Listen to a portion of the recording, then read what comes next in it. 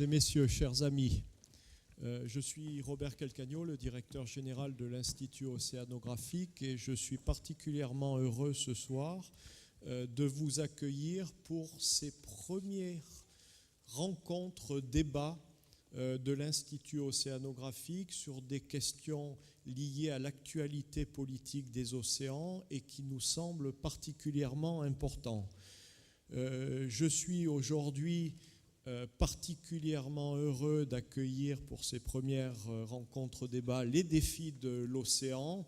Monsieur Michel Rocard, ancien Premier ministre de la France et ambassadeur pour les pôles depuis 2009, qui se bat au quotidien pour la prise en compte de la spécificité à la fois de l'Arctique et de l'Antarctique et pour une bonne protection dans la lignée du protocole de Madrid de 1991 dont il a été un des deux principaux instigateurs avec Bob Hawke, l'ancien Premier ministre australien. Ce soir, nous accueillons également Philippe Kebla, qui est un scientifique, océanologue, professeur à l'université Pierre et Marie Curie, mais je crois qu'un certain nombre d'entre vous le connaissent bien, n'est-ce pas? Je vois quelques sourires, il a fait venir ses étudiants, c'est une bonne chose et je pense que ce sera intéressant pour vous. Donc Philippe a été notamment vice-président du conseil scientifique de la CAMLAR et il nous parlera des aspects scientifiques. Nous avons également avec nous Stéphanie Belma, qui est chargée de mission au ministère de l'écologie, du développement durable et de l'énergie. J'oublie toujours les deux anciens qui changent un petit peu. Et puis nous avons avec nous Olivier Guyonvar, qui est sous-directeur du droit de la mer, du droit fluvial et des pôles au ministère des Affaires étrangères. Donc vous le voyez, un ambassadeur aux responsables politiques avec un scientifique, un haut fonctionnaire de l'écologie et un diplomate pour travailler tous ensemble et discuter de cette question importante. Mais la discussion ne se limitera pas entre nous. Le but n'est pas de faire des conférences, mais vraiment d'avoir des échanges. Et je vois ici présents dans la salle qui pourront participer, Monsieur Michel Petit, le président de l'Institut océanographique, Monsieur Eudes Riblier, président de l'Institut français pour la mer, Monsieur Jean-Paul Michel de Pio Environnement, Monsieur Maillet du Cercle Polaire, Raphaël Cuvillier, j'en oublie, Ariel Fuchs qui travaille avec Jacques Rougerie, Madame Siboué, Madame Goua, bon j'en oublie, toutes ces personnes qui pourront participer au débat et contribuer utilement. Alors pourquoi cette question, pourquoi ce titre menace sur l'océan austral ? C'est vrai que pendant très longtemps, l'océan austral, on a considéré que c'était quelque chose de très éloigné, qui n'avait pas trop d'influence sur ce que nous faisons et que nous n'avions pas trop de conséquences. Nous savons aujourd'hui que c'est faux. L'océan austral est véritablement le moteur, on pourrait presque dire la pompe des océans mondiaux. La biologie de cet océan est tout à fait particulière et extrêmement intéressante pour des questions de médecine, de connaissance du fonctionnement des océans. Et ce qui est très intéressant, c'est que pendant de nombreuses années, Michel Rocard pourra nous en dire, mais je trouve que ce fonctionnement international de l'Antarctique et de l'océan austral, je me répète, après le protocole de Madrid de 1991, est vraiment un exemple de développement durable. Et le fonctionnement de la CAMLAR est quelque chose de tout à fait remarquable sur le plan diplomatique, qui a eu des conséquences extrêmement positives pour la gestion du krill, pour la gestion des poissons, de la légine, une meilleure compréhension du fonctionnement de l'océan austral. Or, depuis quelque temps, on pourrait dire 2-3 ans à peu près, on sent un risque de blocage. Et notamment ce blocage sur la question des aires marines protégées. Alors ce n'est pas tout à fait un blocage, on verra, il y a des discussions, on a des approfondissements scientifiques, mais le but de la discussion de ce soir va être comment aller de l'avant. Comment ? Comme Michel Rocard, avec l'appui ou le soutien du commandant Cousteau à la fin des années 80, on peut passer d'une situation de risque, de menace, à une situation de développement durable. Voilà l'objectif de la discussion de ce soir. Monsieur le Premier ministre, je vous donne la parole, si vous le voulez bien.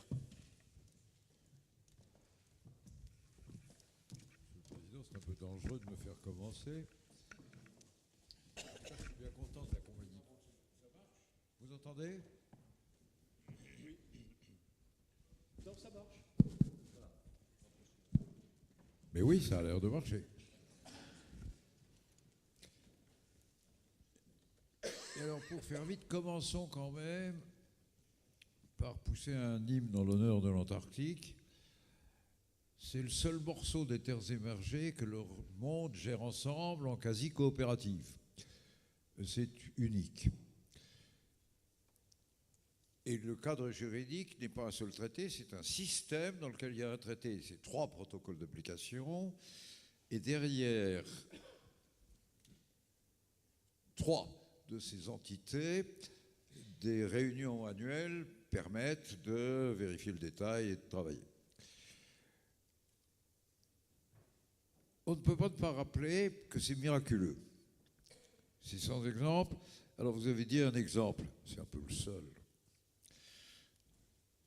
Notre tragique 21e siècle a connu beaucoup de négociations mondiales sur beaucoup de sujets. Toutes ont échoué. Les dernières réussies remontent au 20e siècle. La seule qui commence à ne pas échouer concerne les armes nucléaires de l'Iran. C'est en pointillé, puis c'est pas fini.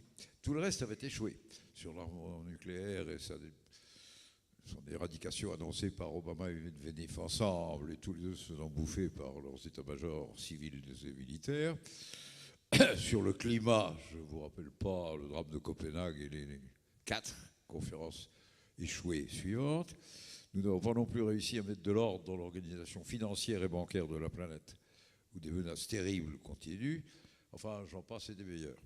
Et le coup du rejet des armes marines protégées à Hobart a pour moi la dimension, dans un monde où la ressource halieutique est menacée, une dimension presque équivalente à celle de l'échec de Copenhague sur le climat. La différence, c'est qu'on en a beaucoup moins parlé, parce que c'est une réunion qui traitait de l'application d'un traité, et non pas du traité lui-même, d'un de ses protocoles seulement, parce que c'est une réunion où il n'y avait pas de ministre. Les journalistes ne se déplient que pour les ministres. Quand ce sont des fonctionnaires qui discutent et négocient, on se tait. C'est bien que personne n'en sait rien. Alors, je n'en dirai pas plus au fond sur le caractère admirable et unique de ce cadre juridique de l'Antarctique, sauf pour dire qu'il n'est pas totalement assuré. La première des menaces, c'est que le 3e protocole, là nous sommes pour discuter dans le cadre du second protocole, celui qui protège la faune et la flore marine de l'Antarctique et qui est de 1980. Je suis le père, moi, l'un des co-pères, l'autre étant Robert Hawke, mon ami, l'ancien Premier ministre d'Australie. C'est ce 3e protocole qui déclare l'Antarctique terre de science et réserve naturelle et y interdit toute exploitation minéralogique, gazeuse, liquide, pétrole ou solide. Toute exploitation est interdite. Et du coup, on a même cessé la recherche et on ne sait pas très bien s'il y a beaucoup de ressources minérales possibles. On se doute qu'il y en a infiniment moins qu'en Arctique. L'Arctique, vous le savez, un 2e Moyen-Orient potentiel, mais ce n'est pas notre sujet de ce soir. Il reste qu'il y a beaucoup de soucis à se faire sur la manière dont on va aborder ces questions et ce traitement. Or, la validité juridique du 3e protocole est de 50 ans, par sa propre écriture, qui prenait à dater de sa mise en vigueur, et sa mise en vigueur prend date au moment de la dernière ratification qu'il a rendue opérationnelle. Cette dernière ratification, je ne sais plus laquelle c'était, mais elle est de 1998, ce qui nous donne 2048 comme date butoir. Et il y a déjà des pays, il n'y a aucun gouvernement, mais il y a déjà des pays, au moins 2, la Russie et l'Australie, où des milieux non gouvernementaux réfléchissent et rendent publique l'idée qu'il va falloir revenir à une appropriation territoriale de l'Antarctique, renoncer à l'interdiction d'exploitation minéralogique et rechercher du pétrole, du gaz ou d'autres choses, du uranium, qui sait, du fer, du charbon. Et je crois que c'est un extrême danger. C'est le premier. La réponse à celui-là exige que l'on donne plus d'autorité morale et juridique au traité et à ce protocole. Première technique pour ce faire, il faudrait obtenir que davantage de nations ratifient ce troisième protocole. Les signataires du traité de l'Antarctique lui-même ne sont que 50, alors qu'à l'ONU, il y a 193 nations membres maintenant. Et les signataires, parmi ces 50 du troisième protocole, ne sont, si je me souviens bien, que 36, je crois. C'est-à-dire qu'il y a une marge. Je suis assez fier d'avoir lancé avec mon copain et complice Bob Hawke une démarche qui consistait à ce que la France et l'Australie, soutenues par la Belgique, d'ailleurs sur ce point et par Monaco, qui est déchaîné Monaco. Monaco dont le premier acte, une fois que un nouveau traité entre la France et Monaco, qui remonte à Jacques Chirac et à 1996, je crois, lui a donné l'autorisation de signer des traités internationaux et d'avoir une diplomatie. Des premières choses que Monaco a faites, c'est de ratifier le traité de l'Antarctique et ces 3 protocoles. Bravo, vive Monaco. Et le prince fut mon complice dans le lancement de l'opération que je vous décris, qui consistait à demander à la RCTA, la réunion du traité lui-même, son accord pour donner mandat à l'ensemble des nations, mais aux animatrices qui lançaient ça, d'entreprendre des démarches diplomatiques, publiques et fortes pour élargir le niveau des ratifications. Nous avons en partie réussi, puisqu'il y en a 3 ou 4 qui sont venus comme ça. La Papouasie-Nouvelle-Guinée, pourquoi pas, il ne faut pas l'oublier. Le Portugal. Cuba a commencé le processus de ratification qui n'avait pas commencé. Chez eux, c'est difficile parce qu'ils se méfient du monde entier à Cuba. Il faut dire qu'on leur a fait bien des misères.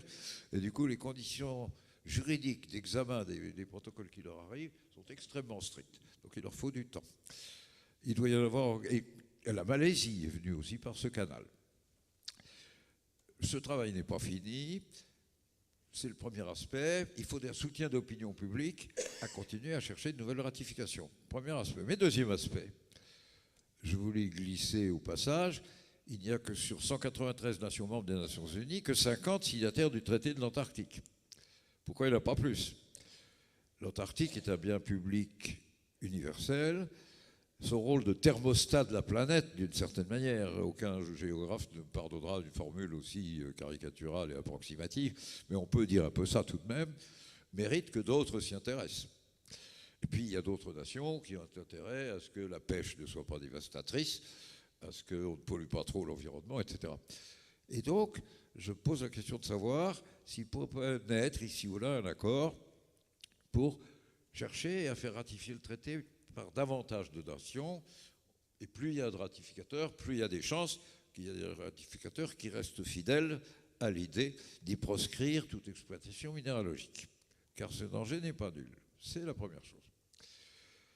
La seconde chose, c'est que tout ça se joue à la manière des Nations Unies, au consensus. Il faut être d'accord sur tout, il faut être à l'unanimité pour prendre une décision quelconque, comme il a fallu d'ailleurs pour mettre en place le traité lui-même, ses 3 protocoles et ses réunions annuelles d'application. Or, ça s'use. La caractéristique du XXIe siècle, c'est qu'un peu partout, les égoïsmes nationaux, les exigences nationales de prestige, le prestige joue un rôle dévastateur dans ces affaires. La crispation autour du sentiment national comme si c'était l'alpha et l'oméga de la civilisation. Ce sur quoi je me pose bien des questions. Aggrave les blocages. Alors je sais que je dis une énormité, j'y reviendrai peut-être dans un instant sur les aires marines elles-mêmes. En tout cas, élargir le champ des nations qui acceptent de se soumettre à une contrainte collective est une nécessité, et il faut bien ouvrir la réflexion ou les pensées dans ce sens. C'est le deuxième aspect des problèmes. À l'unanimité, nous sommes au bout d'usure. On n'arrive plus à prendre des vraies décisions. Or, le braconnage sur ce qui est déjà établi, ce qui est déjà décidé. Je ne suis pas encore aux aires marines protégées. Le braconnage en matière de pêche, la chasse frauduleuse aux cétacés, et puis probablement la baisse de la garde en matière de surveillance du caractère non polluant du tourisme, ce qui n'est pas rien. Le troisième protocole qui organise la police du tourisme, il fait 200-250 pages. C'est un formidable document juridique qui, jusqu'à présent, est appliqué sans contrainte par accord entre les opérateurs touristiques privés regroupés dans l'Association internationale des tours opérateurs en Antarctique, qui est jusqu'à présent disciplinée.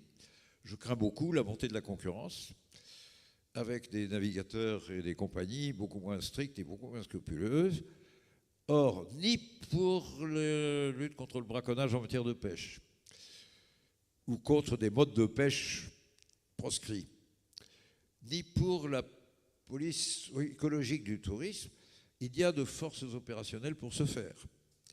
Et le dispositif n'a ni vocation à donner des ordres, ni à proclamer des contraintes, puisqu'il faut y décider à l'unanimité. Et qu'à l'unanimité, il y en aura toujours un pour se débarrasser. C'est une question. Et puis vient cette affaire des aires marines protégées. Alors, d'abord, je suis très rassuré ici d'être ce soir en compagnie de meilleurs spécialistes que moi. Moi, je suis un politique, c'est-à-dire le superficiel qui parle de tout sans bien savoir. Les vrais spécialistes, ils sont trois, chacun dans son coin. Et vous avez en tout cas la chance que si moi je suis d'un extrême pessimisme, ce qui commence à transparaître et n'a pas fini, je ne vous ai pas encore parlé des aires protégées où j'arrive, il y a au moins un optimiste, c'est Olivier Guillaume, qui lui croit que je suis alarmiste à tort. Vous allez l'entendre, il aura la parole juste après moi. C'est peut-être parce qu'il savait ça que notre président me donnait la parole le premier. Enfin, nous allons voir. Aires marines protégées, donc. Ce concept est différent de celui des organisations régionales de pêche. Organisations régionales de pêche, il y en a à ma connaissance 9 sur l'ensemble des océans, ou peut-être 10, je ne sais plus très bien, sur l'ensemble des océans de la planète. Quelques-unes ont été créées sui generis par négociation entre le ou les pays riverains et les pays qui avaient envie de pêcher dans les eaux de ces riverains. Chaque fois, c'est une négociation de marchand de tapis épouvantable. Et chaque fois que ça s'est passé comme ça, on a mis une dizaine d'années à faire la négociation. Quelques autres organisations régionales de pêche, dans le Pacifique notamment, mais aussi dans l'Atlantique, ont été mises en place sur demande et avec une initiative procédurière de l'Organisation des Nations Unies qui a compétence en matière d'alimentation, qui s'appelle la FAO, dont le siège est à Rome. Le parrainage de la FAO facilite un peu les choses diplomatiquement, permet d'utiliser des précédents, bref, fait gagner du temps. Mais ça fait tout de même très longtemps. L'aire marine mais alors, qu'est-ce qu'on fait là-dedans? La pêche continue, mais elle est soumise à des règles qui sont que certaines espèces sont purement interdites parce que trop menacées. Pour pas mal d'autres espèces, on ne peut pêcher qu'en dehors des périodes de reproduction qui sont protégées, ou on ne doit pas pêcher dans les lieux que l'on sait privilégier du point de vue de la reproduction. Chacune a ses règles propres, c'est d'ailleurs compliqué à négocier parce qu'il faut en plus que les scientifiques soient d'accord entre eux. Ce qui est parfois long, il arrive aux scientifiques d'être sensibles à des intérêts nationaux. J'ai vu des cas. Je ne dirais pas qu'ils sont par là traîtres à leur cause, je me garderai bien.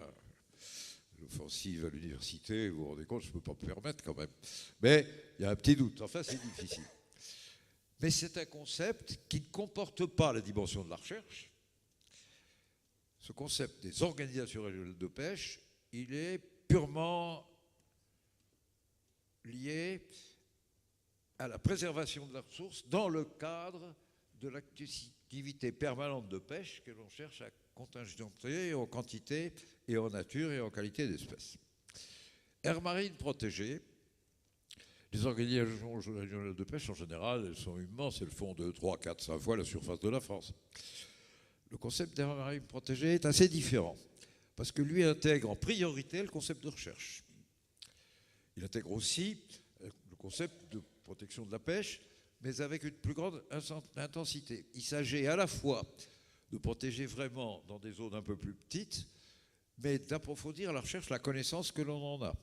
Il y a même d'ailleurs des procédures de pêche spéciales pour l'affectation à la recherche. Il s'agit de zones plus petites. Le deuxième protocole du traité de l'Antarctique, celui de 1980, consacré à la protection de la faune et de la flore marine, est conçu comme un document annexe du traité et n'avait pas à sa naissance le caractère d'organisation régionale de pêche. Et puis, les traditions sont faites, ces réunions sont très différentes, à des périodes différentes et des lieux différents des réunions du traité principal, et l'évolution des choses a été telle que la CCMLR, c'est des initiales de l'anglais. Convention sur la conservation, A pour Antarctique, Marine Living Resources, des ressources marines vivantes en Antarctique. Elle a tourné à l'organisation régionale de pêche qu'elle est un peu.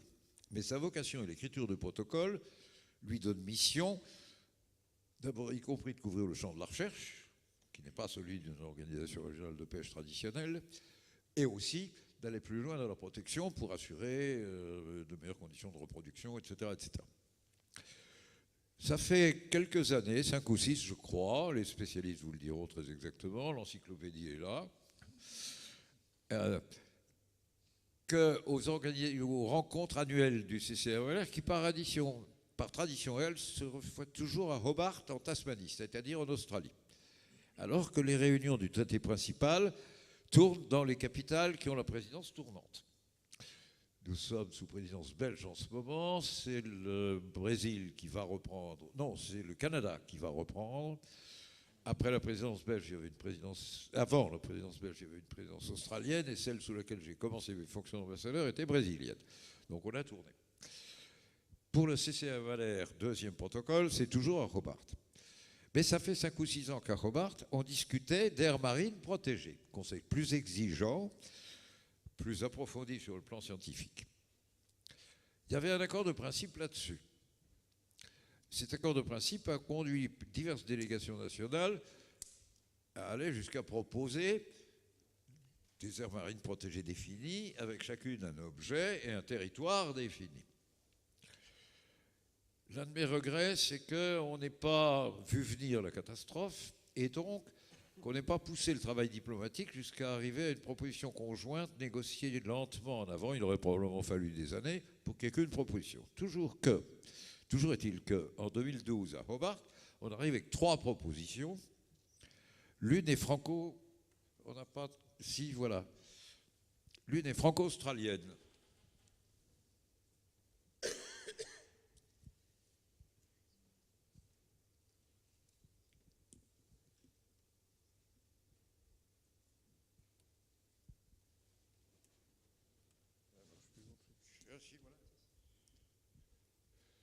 L'une est franco-australienne et elle propose 7 organisations régionales de pêche qui sont réparties sur ce que par convention on appelle la côte Est, puisque bon, le pôle sud est là, le nord, le sud, l'est et l'ouest se définissent par rapport au pôle. Bon. Mais c'est une vieille convention entre nous tous. Ça, c'est l'est de l'Antarctique. Il y aurait eu 7 organisations régionales par là. Il y avait une proposition américaine qui en prévoyait 2, une je crois par ici et l'autre surtout autour de la mer de Ross et de la McMurdo. Et la dernière est néo-zélandaise avec un pays partenaire que j'ai oublié, je ne sais plus lequel. Ils étaient 2. Comment? Avec la Nouvelle-Zélande? Il est fusionné en cours de séance. À l'entrée dans la séance, la Nouvelle-Zélande avec une proposition autonome qui visait plutôt le nord par là. On discute en séance et à la surprise générale, 3 pays. La Russie, l'Ukraine et la Chine. Avec une intensité verbale différente. Russie et Ukraine très brutaux et très durs, Chine un peu plus subtile, peut-être plus de courtoisie chinoise et peut-être plus de réserve pour l'avenir, annoncent qu'elles ne veulent pas d'aires marines protégées. Et annoncent qu'elles ne veulent pas d'aires marines protégées en ne limitant pas à l'Antarctique. Elles saisissent cette occasion de le dire pour le monde entier. S'agissant de poissons, c'est-à-dire une ressource. Vous savez que le plus grand spécialiste mondial de la vie dans les mers est canadien, et que le titre de son avant-dernier livre, c'était 2050, point d'interrogation, un monde sans poissons, point d'interrogation. Sacré livre. Je ne parle pas de certitude, mais au moins une inquiétude et un devoir de faire attention. C'est cette situation-là qui me fait dire que le blocage des négociations à Hobart vaut l'échec de la conférence de Copenhague sur le climat. Pour moi, l'importance est comparable. C'est là que mon copain Guyovard trouve le vieux Michel, il rajoute un peu. Alors, il n'ose pas dire que ça vient de la sénilité, parce que j'ai un âge un peu supérieur au sien, mais enfin, je me demande quand même si dans l'énergie qu'il met à douter de ça, il va vous justifier lui-même son optisme. Moi, je trouve ça extrêmement dangereux. D'autant que les ambassadeurs, il n'y avait pas un ministre sur place, qui se sont confrontés à cette paralysie de la conférence et qui ont levé la séance dans l'impuissance et l'arrêt, sauf quelques autres. La conférence a pris beaucoup de micro-décisions sur d'autres sujets pendant ce temps-là. Ce n'est pas une conférence complètement nulle, hors ce point. Simplement, à mes yeux, à moi, ce point était de loin le plus important. On décidait une session de rattrapage qui eut lieu 7 ou 8 mois après à Berlin et qui fut un échec aussi. Et il y a eu une troisième session de rattrapage qui, elle, a fini il y a moins de 15 jours et qui n'a rien sauvé non plus. Alors de ça, je ne sais pas comment on sort. Et voilà quoi, c'est le sujet du débat. 3 autres personnes vont prendre la parole, par définition et par fonction, porteurs de plus d'optimisme, ils ont peut-être des idées. Moi, je voudrais simplement terminer pour ceci, par ceci, pour leur laisser le temps de parole. S'agissant de la guerre entre Israël et la Palestine, s'agissant du climat, s'agissant du plus immédiatement gravissimement dangereux, le fabuleux désordre financier de la planète, 750 trillions de dollars de liquidités internationales s'engageant pour 98% de leurs opérations sur des marchés spéculatifs qui veulent exploser comme une bulle n'importe comment et n'importe quand. Aucune règle. Toutes les négociations internationales ont échoué. Je pourrais continuer comme ça encore un peu. L'armement nucléaire relève de ce diagnostic. Je commence à poser la question franchement de savoir si le droit pour n'importe quelle nation de paralyser toutes les autres est légitime. Et comme tous les politiques sont élus sur un cadre national, jamais aucun politique ne pourra dire nulle part le temps est venu de renoncer à la souveraineté nationale, évidemment. C'est donc une affaire pour l'opinion publique. Quand même 2 précédents. Il y a 30 ans, quelques ONG trouvaient que les mines terrestres, qui continuent à tuer 50 ans après leur dépôt, on a encore des enfants qui meurent dans les Vosges, des mines terrestres de la guerre de 14-18, c'est pas bien. Et on lançait une grande campagne internationale pour faire abolir les mines terrestres. Aucun gouvernement n'en voulait. L'un des plus pacifiques, des plus généreux, des plus pacifiques d'entre tous, la Norvège, disait elle-même, j'ai 700 km de frontière avec la Russie. Comment voulez-vous que je fasse pour me défendre d'un colosse pareil qui sort des soldats à millions? Quand je peux en lancer quelques dizaines de milliers, je n'ai que les mines terrestres. Même la Norvège ne disait pas question. L'opinion publique internationale y est arrivée. Alors d'accord, il y a un ralliement un jour qui a donné du lustre à la cause. La princesse Diana d'Angleterre s'est déclarée en faveur de ce traité. Ça fait basculer les opinions publiques et par là quelques gouvernements. Voilà comment s'est négocié le traité interdictif des mines terrestres où un paquet de gouvernements se sont assis sur les souverainetés nationales de quelques-uns pour passer, parce que cette convention-là, elle est maintenant internationale. Il y a un deuxième exemple. L'opinion publique, de la même façon, contre tout le monde au commencement, de la même façon, a réussi à mettre en place une cour pénale internationale, condamner les gouvernants, chefs ou sous-chefs, criminels contre l'humanité. C'est un succès de la même nature.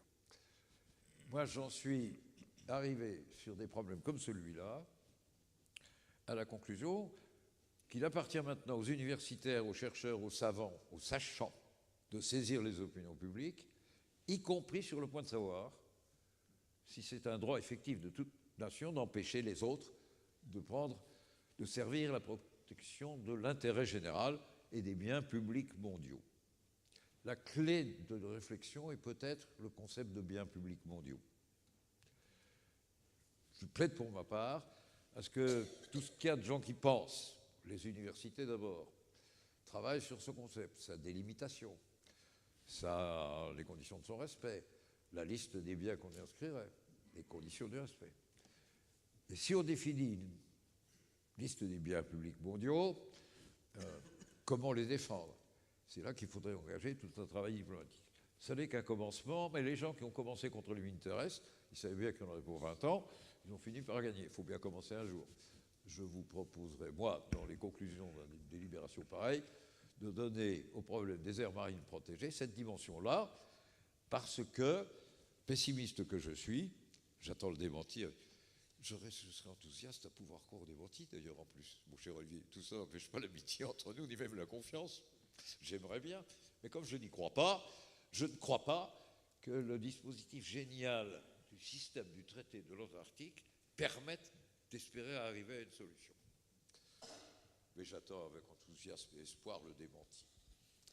Merci de votre attention que je sens lourde.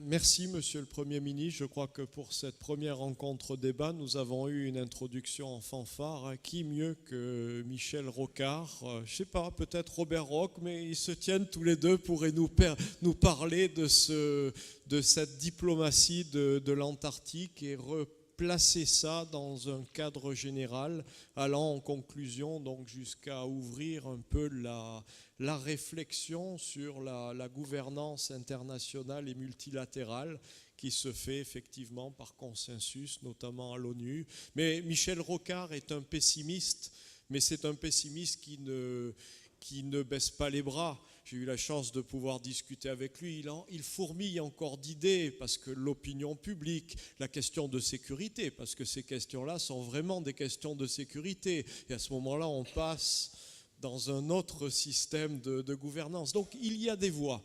Je vous propose maintenant de donner la parole à nos trois experts qui vont donner un éclairage peut-être un peu moins politique, mais dans un certain nombre de cas scientifiques, diplomatiques et autres. On pourra faire. Et puis, après ce premier tour de discussion, avec vous, on essaiera d'avancer quelques pistes de solutions. Comment faire pour aller de l'avant? Alors tout d'abord, quel est l'état de la situation? Philippe. Merci Monsieur Calcagno, merci Monsieur le Premier ministre. Donc j'espère que je vais être un optimiste un peu pessimiste, alors que vous avez été plutôt pessimiste, mais je suis sûr avec beaucoup d'optimisme, pour déjà expliquer quel est le rôle des scientifiques dans ce processus. Au niveau de la Kamala, donc il existe un conseil qui est le conseil scientifique et qui possède différents groupes de travail qui doivent se pencher tous les ans de manière régulière sur les différentes questions qui sont importantes pour la protection de la faune et flore marine de l'Antarctique. On s'intéresse bien sûr aux ressources exploitées, mais on s'intéresse également à d'autres composantes de l'écosystème, comme les écosystèmes marins vulnérables, qui vont concerner certaines espèces benthiques, c'est-à-dire qui vivent sur le fond des océans.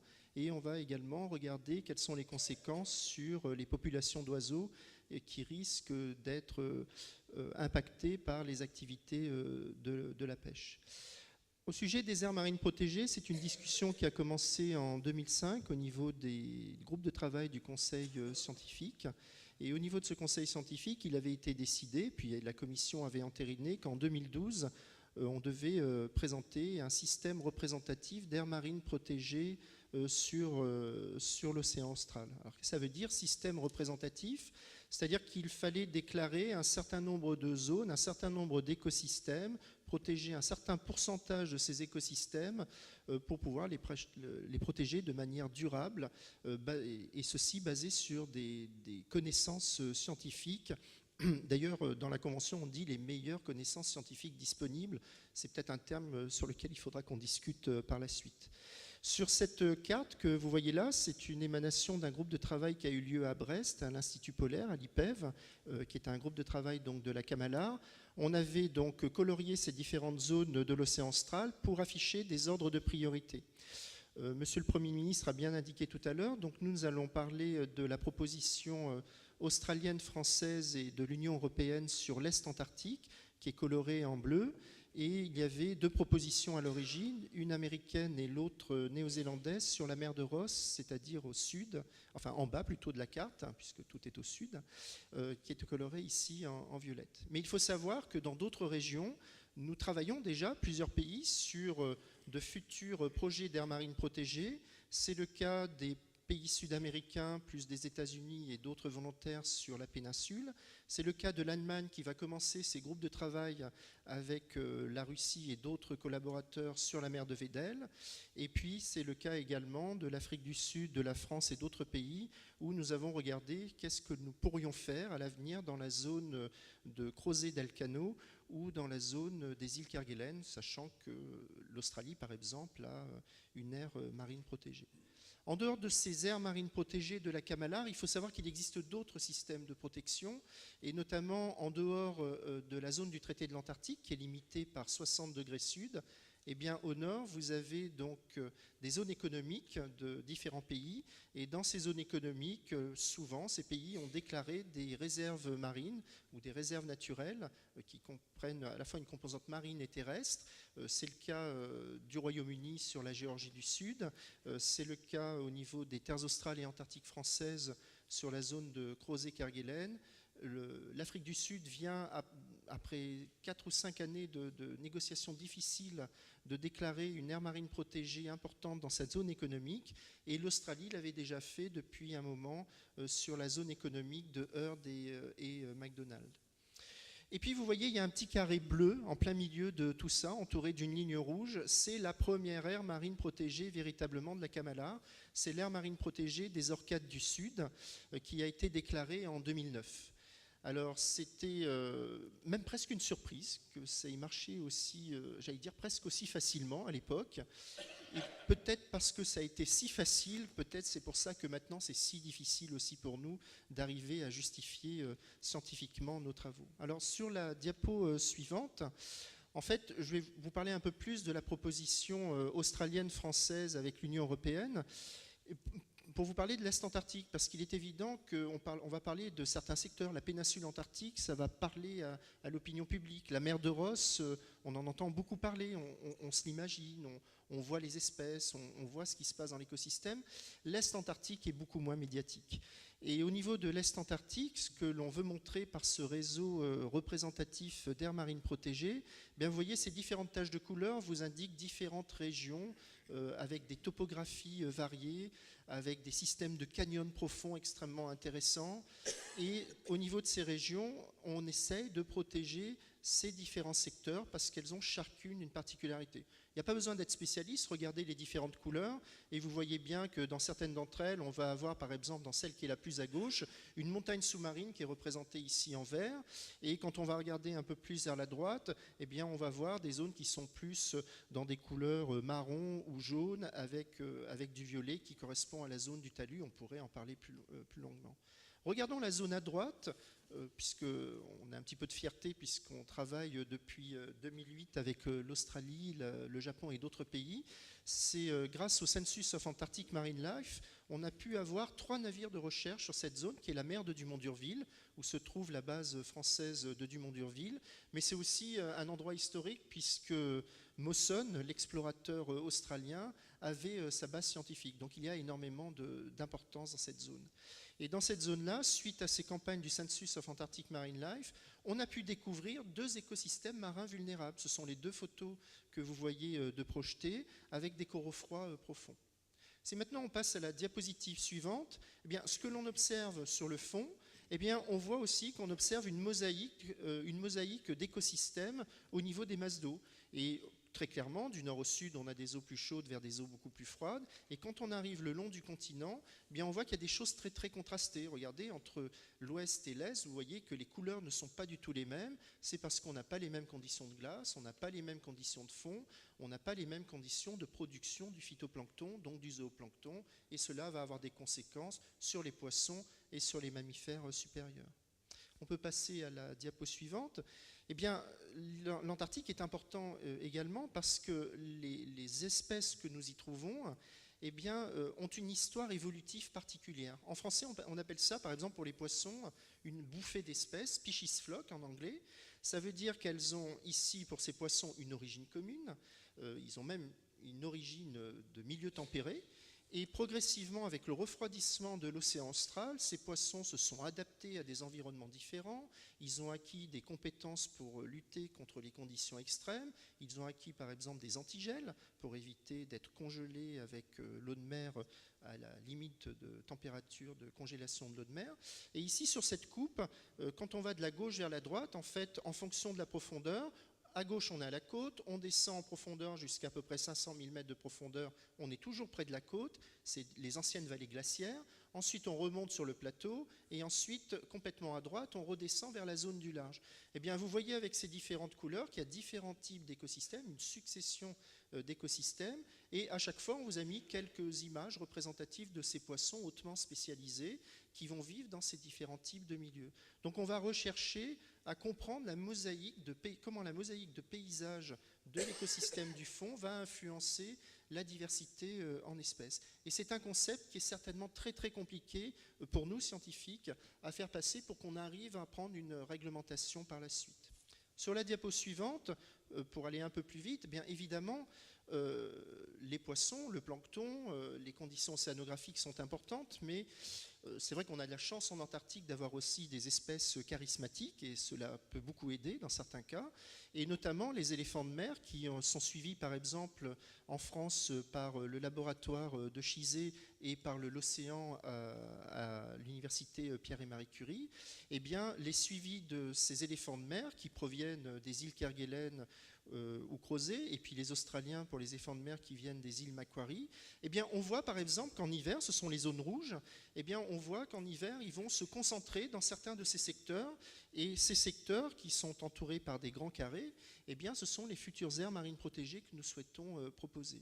Et certains de ces éléphants de mer vont se nourrir soit au niveau du plancton, soit au niveau des organismes qui sont au fond, mais je crois que j'ai vu un collègue qui est spécialiste, lui, de cette question-là, qui pourra répondre à cela.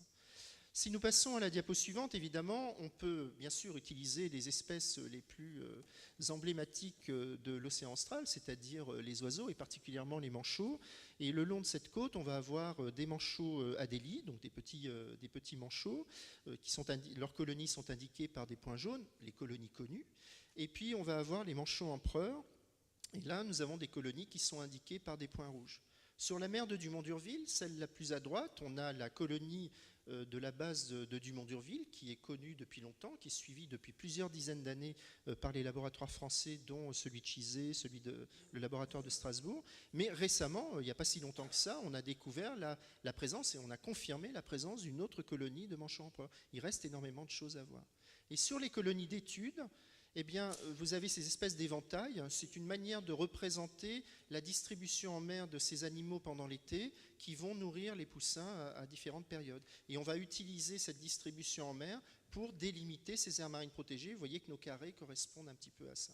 À partir de tout cela, dans la diapo suivante, eh bien, on a fait une première proposition. Je ne vous ai pas mis la proposition de 2012. En fait, dans la proposition de 2012, certaines de ces aires marines protégées allaient jusqu'à 60 degrés sud, qui est la limite en fait, du traité de l'Antarctique. En 2013, on a un petit peu rabioté. On est passé de 60 degrés à 62 degrés sud pour certaines de ces zones.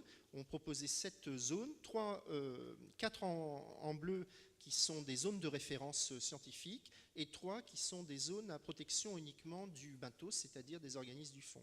Et puis progressivement, on est arrivé à la deuxième conférence en juillet, donc ici en juillet 2013, donc on peut passer à la diapositive suivante.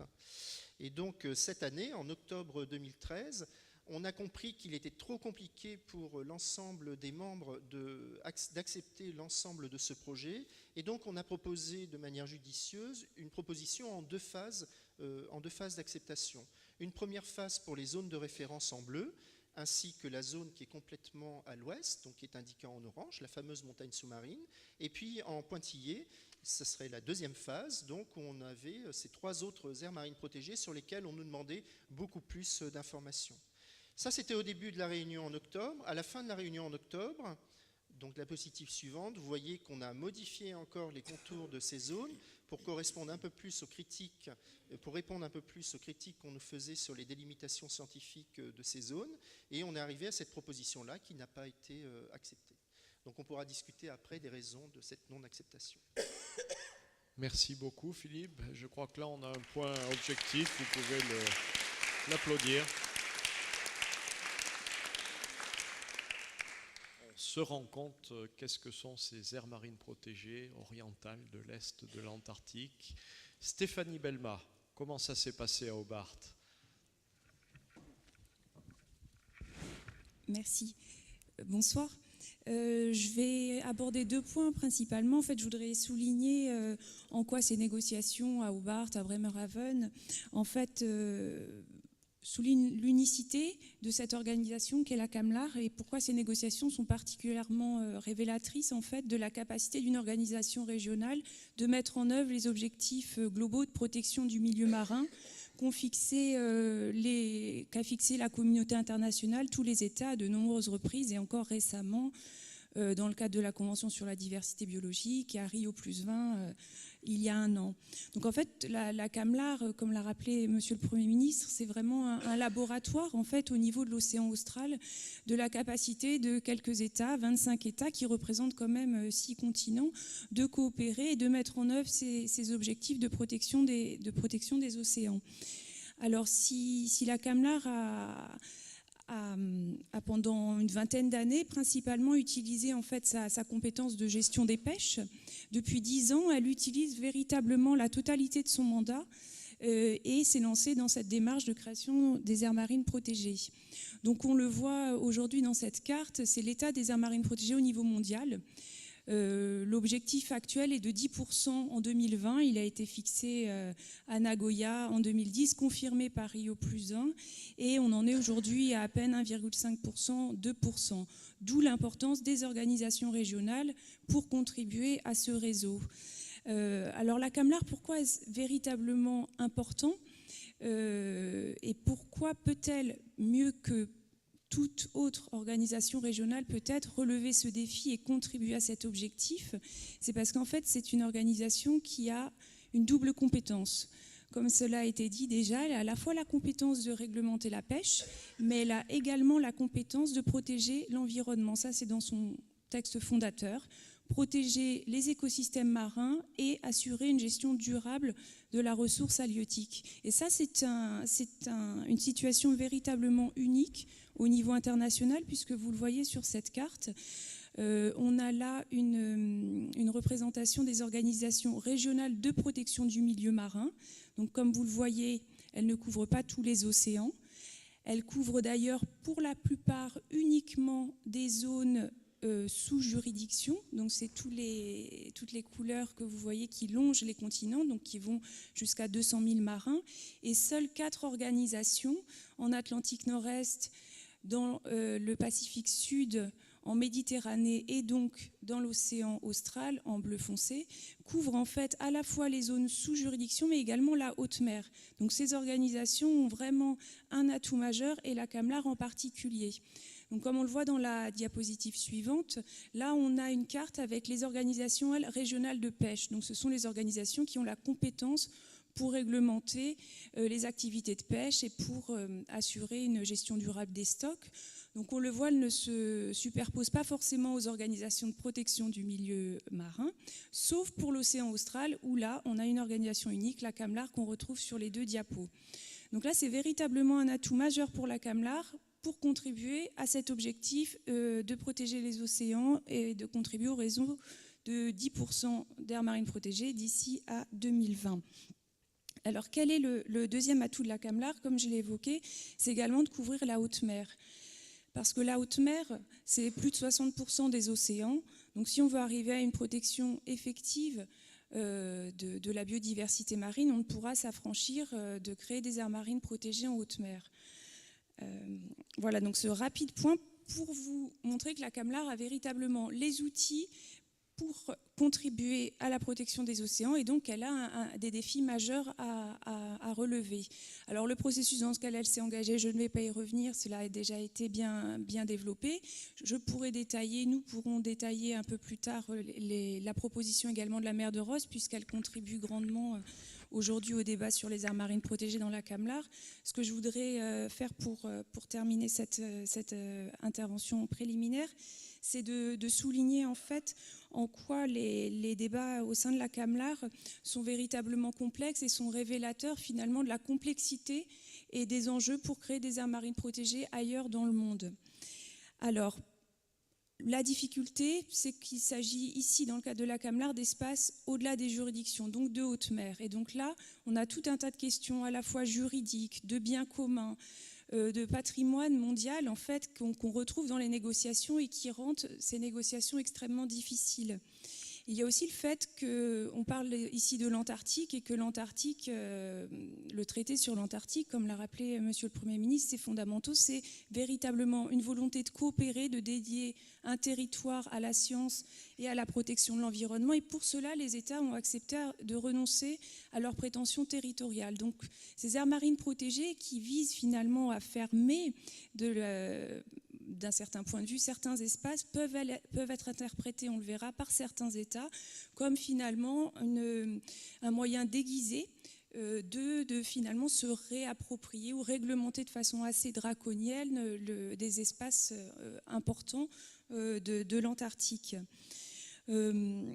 Enfin, on le voit que ces enjeux de création d'aires marines protégées sont vraiment nouveaux pour la Camelard, qui avait l'habitude de réglementer essentiellement les stocks pendant une vingtaine d'années. Les délégations à Hobart aussi sont représentatives de cette philosophie, qui était une philosophie de gestion de la ressource et qui aujourd'hui évolue, s'ouvre sur une dimension plus importante qui est l'écosystème dans son ensemble, et les représentations dans ces négociations environnementales pour certains États, ne sont finalement peut-être pas les plus appropriés pour s'occuper de ces enjeux, puisqu'on le voit, on a essentiellement des représentants des administrations des pêches auxquelles l'approche écosystémique parfois est encore un peu étrangère. Alors, pour terminer, quelques points de blocage des négociations que l'on pourra approfondir et qui, en fait, on le voit, sont finalement des indices qu'on pourra retrouver dans d'autres espaces régionaux, des indices, des difficultés qu'on a pour mettre en œuvre cet outil que sont les aires marines protégées, qui est un outil complexe, qui est un outil qui est véritablement intégré puisqu'il cherche à couvrir toutes les activités humaines, la réglementation de toutes les activités humaines, sous le prisme de l'approche écosystémique et avec des objectifs de conservation de long terme. Donc c'est véritablement un outil ambitieux et c'est pour ça qu'il est retenu. Pour autant, il suscite des blocages importants. Alors le premier, c'est que finalement on se rend compte que la mise en œuvre de l'approche de précaution n'est véritablement pas acquise, même si elle figure dans les principes fondateurs de la Camelard. Donc dès 82, les États s'étaient mis d'accord à l'écrit. Pour autant, on se rend compte que quand il faut la mettre en œuvre, quand il faut à un moment donné accepter que les données scientifiques disponibles suffisent pour établir une protection, alors là, l'unanimité ne se trouve pas. Une mise en œuvre également de l'approche écosystémique qui est difficile, je l'ai évoqué tout à l'heure. Enfin, des résistances pour accepter de protéger des zones importantes. Donc là, quand on évoque ces réseaux d'aires marines protégées, c'est sur 1 million de kilomètres carrés, 1,5 million de kilomètres carrés. Mais à l'échelle de l'océan austral, qui fait 32 millions de kilomètres carrés, c'est une dimension qui se justifie. D'ailleurs, les organisations non gouvernementales avaient fait des études scientifiques qui préconisaient de protéger 40% de l'océan austral en vertu de ces écosystèmes fragiles et de son unicité écologique. Enfin, les derniers points de blocage concernent des aspects qui sont d'ailleurs importants. La recherche et le suivi qui doivent être associés à la protection des zones et à la fermeture de certaines zones, donc des exigences importantes en la matière. Une période de révision très courte qui est demandée par certains États et qui ne colle pas forcément à la fois avec les programmes de recherche qui dans ces espaces sont particulièrement longs, les résultats qui sont longs à obtenir et les financements qui sont également souvent longs à obtenir. Et enfin, un dernier élément qui est une clause de durée qui est revendiquée par plusieurs États et qui est véritablement contraire à la philosophie même qui préside à l'outil d'aire marine protégée, puisque l'objectif, c'est une protection à long terme d'un espace avec des modalités de gestion qui, par contre, elles, pourront être révisées. Voilà quelques éléments. Merci. Merci Stéphanie.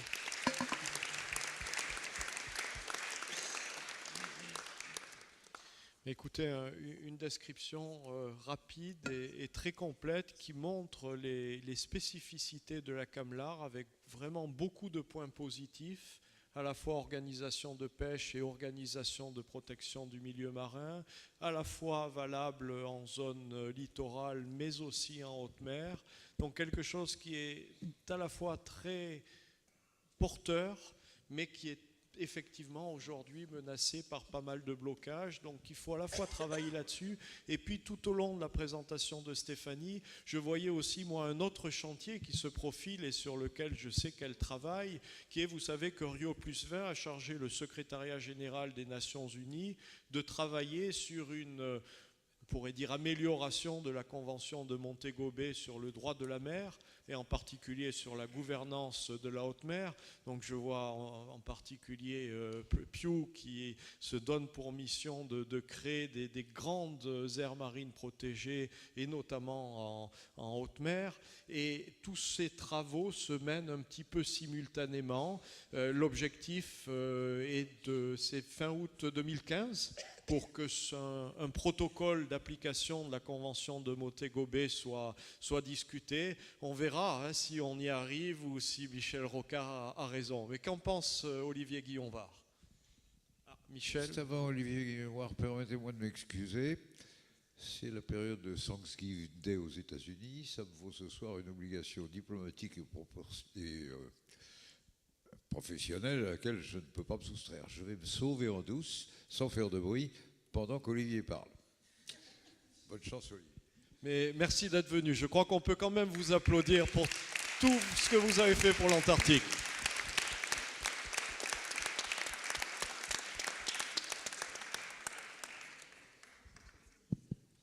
Bien.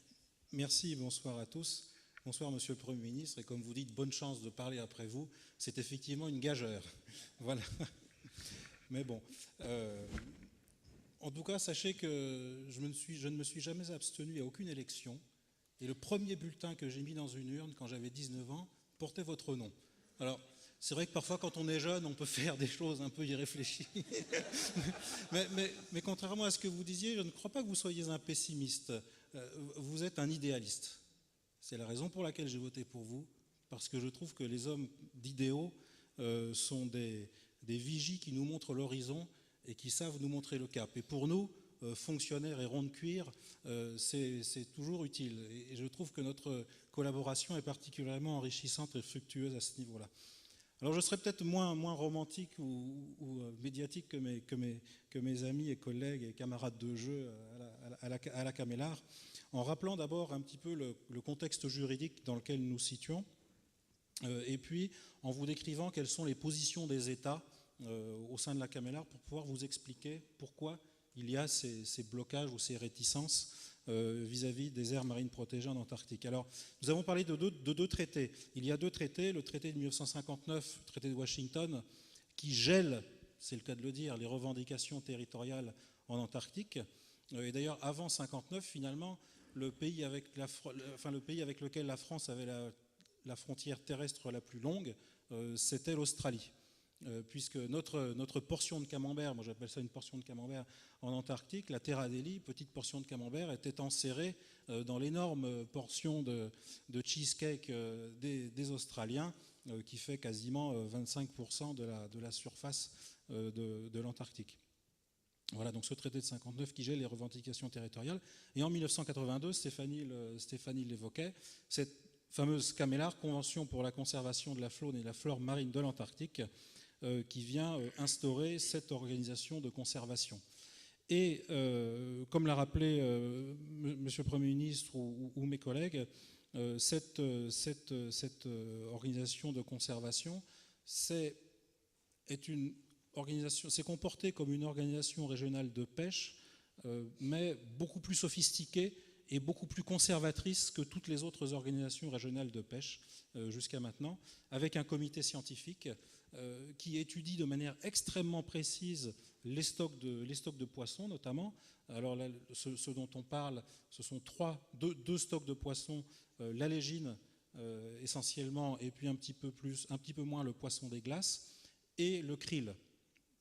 Alors, ce que j'aime dans le titre de la soirée, c'est le point d'interrogation finalement. Moi, je vais m'intéresser, je vais rester un petit peu sur ce point d'interrogation. Alors, la CAMELAR a développé tout un système juridique extrêmement complexe, on appelle ça des mesures de conservation. Les mesures de conservation, c'est la législation de la CAMELAR. Et comme leur nom l'indique, elles sont là pour permettre de conserver ces espèces de poissons. Elles sont extrêmement précises, extrêmement draconiennes. Elles fixent la taille, le format des filets, par exemple, pour pêcher le krill. Elles prévoient que dans ces filets doivent exister, par exemple, des dispositifs pour permettre aux mammifères marins qui seraient capturés de pouvoir s'échapper vivants. Elles fixent les prescriptions techniques relatives aux bateaux. Tout rejet d'hydrocarbures, de déchets, y compris de déchets alimentaires, sont interdits. Par exemple, les bateaux n'ont pas le droit d'emporter à bord ces espèces de petites des lanières de plastique qui ne sont pas biodégradables, avec lesquelles on ferme souvent les colis. C'est complètement interdit dans la zone de la CAMELAR. Il y a des dispositions pour éviter que les oiseaux ne se fassent prendre par les hameçons des palangres. Donc tout ça est extrêmement draconien et tout ça est révisé tous les ans à Hobart au sein d'un comité qu'on appelle le comité de la conformité, qui va étudier bateau par bateau si les choses se sont bien passées pendant la campagne de pêche précédente. Voilà sur le cadre juridique de la CAMELAR. Alors, je m'intéressais au point d'interrogation. Effectivement, on voit beaucoup dans la presse l'océan austral est menacé, et notamment menacé par la surpêche. Il faut savoir que la pêche à la légine en Antarctique, l'an dernier, c'était à peu près 27 000 tonnes. 27 000 tonnes. Pour vous donner un ordre d'idée, on a pêché dans l'Atlantique Nord l'an dernier plus d'1 million de tonnes de maquereaux seulement. Donc la pêche est extrêmement réglementée et extrêmement malthusienne, si j'ose dire. La pêche au krill, on voit aussi beaucoup d'articles parfois sur la pêche au krill. On nous dit que les ONG nous disent que l'océan austral va être vidé de son krill, qui constitue la base des écosystèmes, des écosystèmes marins, l'une des bases des écosystèmes marins. La pêche au krill, l'an dernier, c'était à peu près 320 000 tonnes de pêche, 320 000 tonnes, sur un total autorisé de 500 000 tonnes. Donc on est en dessous du total autorisé par le comité scientifique.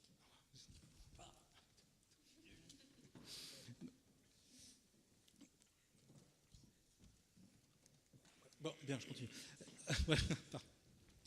Et donc, moi, je vois travailler le comité scientifique à Hobart. Je vois le détail dans lequel les scientifiques descendent. Je vois la manière extrêmement conservatrice dont ils fixent les totaux autorisés de capture pour toutes les espèces.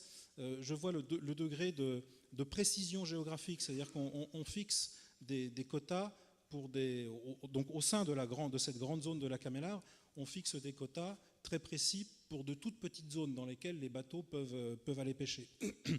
Pardon. Donc à mon sens, la menace essentielle, là je ne suis pas scientifique, mais c'est une vue un petit peu extérieure, la menace essentielle qui pèse sur l'océan austral, ce sont les effets du réchauffement climatique. On le voit de manière... Il est exacerbé au pôle, à la fois en Arctique et à la fois en Antarctique.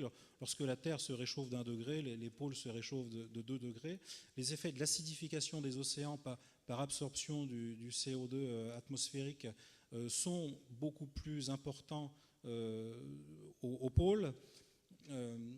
Donc tout ce phénomène de réchauffement des eaux de surface, notamment sur les pôles, ont des conséquences bien plus importantes, à mon sens, que la pêche, qui est extrêmement réglementée. Alors, il y a bien entendu ce qu'on appelle la pêche INN, la pêche pirate, qui a existé jusque dans les années 90, notamment dans les ZEE françaises, mais contre laquelle nous avons lutté de manière assez vigoureuse. Encore cette année, nous avons arraisonné un bateau qui pêchait dans nos ZEE.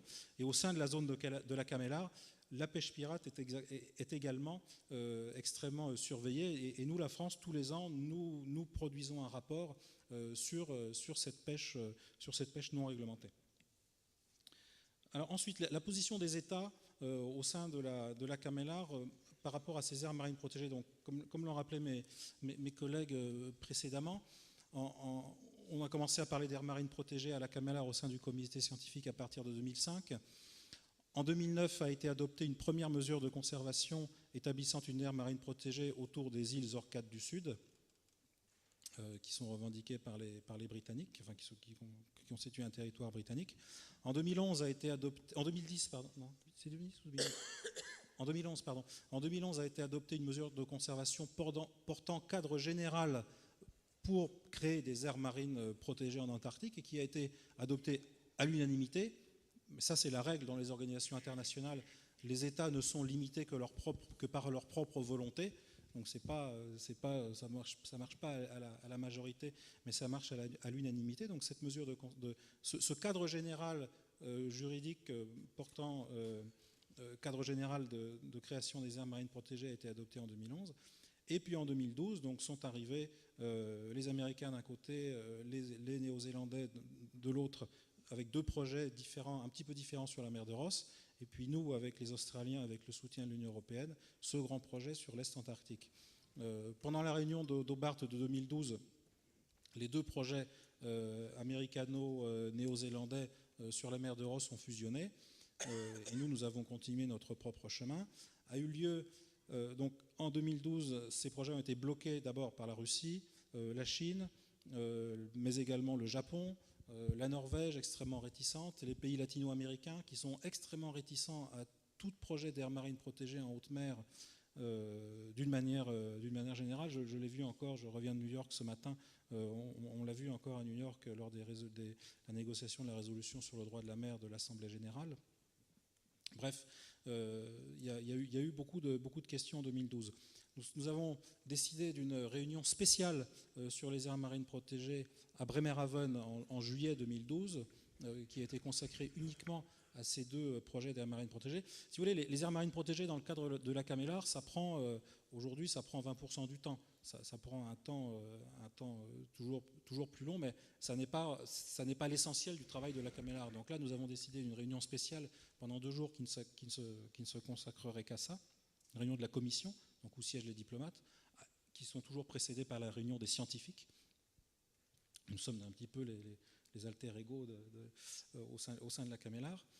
Et là, à nouveau, on a vu des évolutions, on a vu les pays latino-américains poser davantage de questions, s'intéresser davantage à ces projets qui sont complexes et qui sont compliqués, mais toujours un blocage de la part de la Russie, de l'Ukraine également, et de la Chine. Cette année, donc, nous sommes revenus d'Hobart il y a à peu près un mois et demi, c'est ça, le temps passe tellement vite. Les choses avaient encore un petit peu évolué. Alors dans la diplomatie, c'est un petit peu comme les bons polars américains. Il y a le bon flic et le mauvais flic. Dans la diplomatie, il y a l'optimiste et le pessimiste, ou l'optimiste et l'idéaliste. Donc c'est le rôle que nous jouons avec M. Rocard. Moi, les évolutions que j'ai vues, aucun des 2 projets n'a pu être adopté, encore une fois, pour des raisons un petit peu différentes. Le projet en mer de Ross qui est très différent du projet Est-Antarctique. Le projet en mer de Ross, la mer de Ross est une des zones les plus pêchées de l'océan austral. Et donc c'est un projet assez simpliste, hein, c'est américain, c'est noir et blanc. Ça consiste à fermer des zones à la pêche et puis à en laisser d'autres ouvertes. Le projet Est-Antarctique, lui, est beaucoup plus subtil et beaucoup plus complexe. Et comme l'a très bien expliqué Philippe, il consiste plutôt en zone de référence. Sachant que dans l'Est Antarctique, ne vont pêcher cette année que 3 bateaux, pour des tonnages de l'ordre de 350 tonnes en tout, alors qu'en mer de Ross vont pêcher à peu près 26 bateaux pour un tonnage de l'ordre de 12 à 15 000 tonnes. Donc on a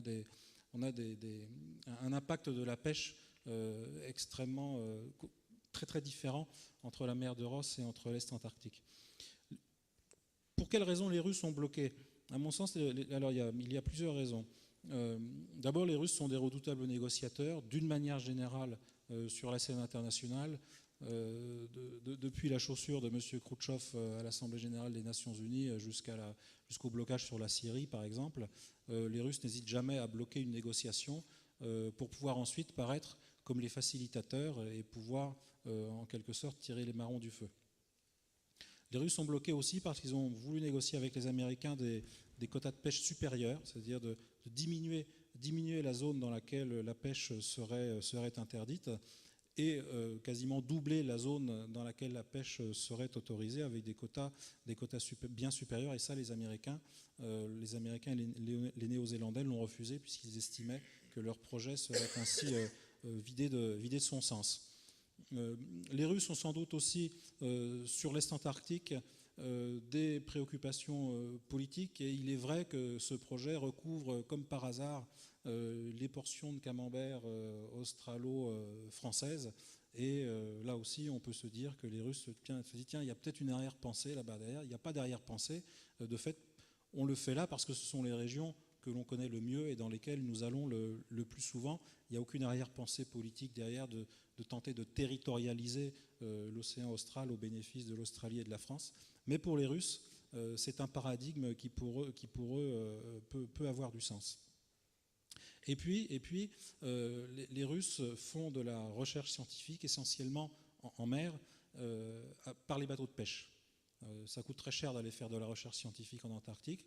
Les Russes n'ont pas beaucoup de moyens à ce niveau-là, enfin notamment ceux qui font partie de la délégation qui sont à la Camélar, et l'essentiel de leurs données scientifiques proviennent des navires de pêche.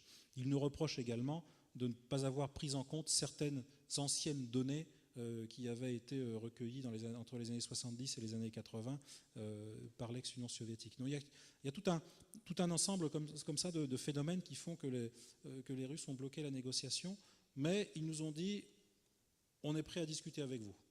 Donc il y a une toute petite fenêtre d'ouverture, et là il va falloir que nous soyons assez pragmatiques, c'est-à-dire il faut qu'on engage un dialogue avec les Russes, mais vraiment un dialogue au niveau du terrain, au niveau des textes, au niveau de nos propositions, pour voir de quelle manière on pourrait les leur faire accepter. Pour les Chinois, c'est un petit peu différent. Les Chinois sont des nouveaux venus dans la communauté internationale. Depuis une quinzaine d'années, ils s'impliquent de plus en plus dans la communauté internationale. Ils sont depuis longtemps au Conseil de sécurité des Nations Unies, mais ils s'étaient assez peu impliqués dans toutes les autres organisations régionales. Donc, ils pêchent encore très peu en Antarctique. Ils ont un bateau, 2 bateaux qui pêchent un petit peu de krill. Mais surtout, les Chinois vous disent toujours qu'ils ont 5000 ans d'histoire, et donc ils voient toujours l'avenir à long terme. Et ils ne veulent pas se voir imposer de restrictions. Donc ils se disent, des aires marines protégées, on est un petit peu méfiant, ça risquerait de restreindre notre liberté d'action dans le futur. Néanmoins, ils étaient prêts à accepter la proposition américaine, parce que la proposition américaine, comme je le disais, elle est simple. On sait où on va, on sait où on ne peut pas pêcher, on sait où on peut pêcher, c'est facile. Leurs armements de pêche, on n'a pas besoin de leur faire une fiche explicative trop compliquée. On dit tu peux aller là, tu ne peux pas aller là, et pour eux c'est simple. Le projet Est-Antarctique les rend un peu plus... ils sont moins confortables avec le projet Est-Antarctique, puisque, comme je vous le disais, il ne consiste pas en des zones d'interdiction de pêche, mais il définit un certain nombre de valeurs à conserver, et ensuite les activités qui vont se dérouler dans cette zone seront autorisées pour autant qu'elles respectent ces valeurs. Donc pour les Chinois, ça paraît beaucoup plus flou, beaucoup plus difficile à appréhender et ça leur donne moins de certitude. Et puis les Chinois ont encore un problème avec la question de l'approche écosystémique dont parlait Stéphanie. Pour eux, la CAMELAR, ça reste une organisation régionale de pêche. Donc c'est fait pour réglementer la pêche. Et ce qu'ils préféraient qu'on leur dise, vous n'avez pas le droit de pêcher à tel endroit, en revanche, vous avez le droit de pêcher à tel autre. Ça leur conviendrait. Mais leur dire que nous avons des valeurs de conservation et nous allons examiner vos projets de pêche en fonction de ces valeurs de conservation, ça les rend nerveux. Je fais un retour en arrière pour vous dire que toutes les activités de pêche au sein de l'océan austral, en Antarctique, dans la zone de la CAMELAR, doivent être d'abord autorisées par l'organisation.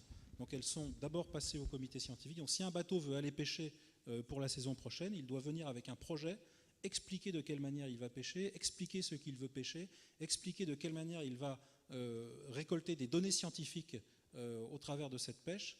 Tout ça, ça va passer au crible du comité scientifique pendant plusieurs jours, qui va formuler un avis qui va être transmis à la commission, où siègent les diplomates, et c'est la commission qui va prendre la décision finale.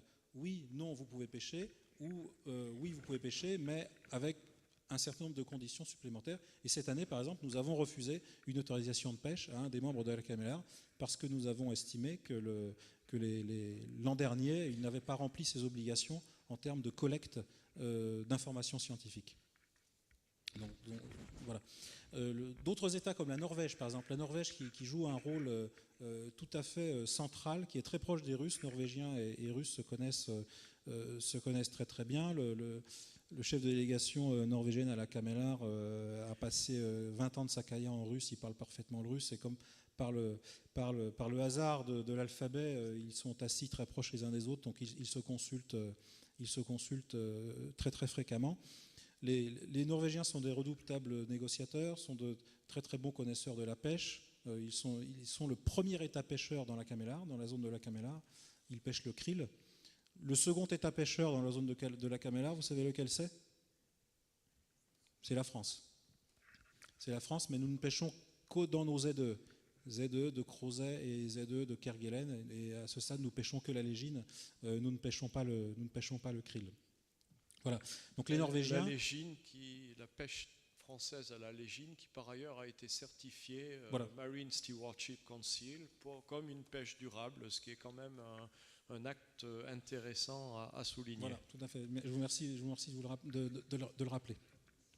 Donc là, la Norvège, qui a des vues extrêmement, donc qui a de très très bons scientifiques qui connaissent toutes ces questions de pêche très bien, les questions écosystémiques également, et qui veulent que nos projets soient parfaitement fondés sur le plan scientifique, y compris dans leurs limites, la taille, sur les zones à protéger, etc. Donc ce sont de redoutables négociateurs, mais qui sont prêts également à travailler avec nous. Le Japon, qui jusqu'à présent était opposé aux aires marines protégées en Antarctique, cette fois-ci, en 2013 à Hobart, se sont montrés plus ouverts et se sont montrés, je dirais, critiques de manière constructive.